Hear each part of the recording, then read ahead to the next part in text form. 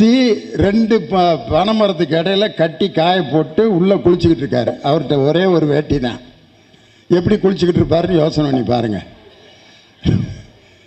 ஒன்றும் இல்லாமல் குளிச்சுக்கிட்டு இருக்காரு, ஒரு வேட்டியை கட்டி போட்டு.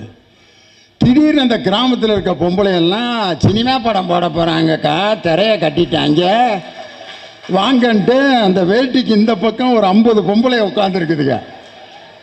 கிழமே ஒன்றும் இல்லாமல் குளிச்சுக்கிட்டு இருக்காரு. எப்படி இருந்திருக்கான் அவர்? என்னடா அது பொம்பளைய சத்தமாக கேட்குதுன்னு வேட்டிக்கு அடியில் பார்க்குறாரு. 50 பொம்பளைய உட்காந்துருக்குதுங்க, படம் போட போகிறாங்கன்னு.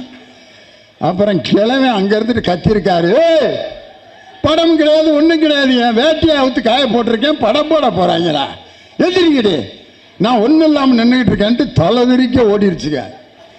ஒரு சினிமா மக்களை என்ன பாடுபடுத்துதுன்ட்டு இந்த செய்தியை பட்டிமன்ற கேசட்டில் சொன்னேன்.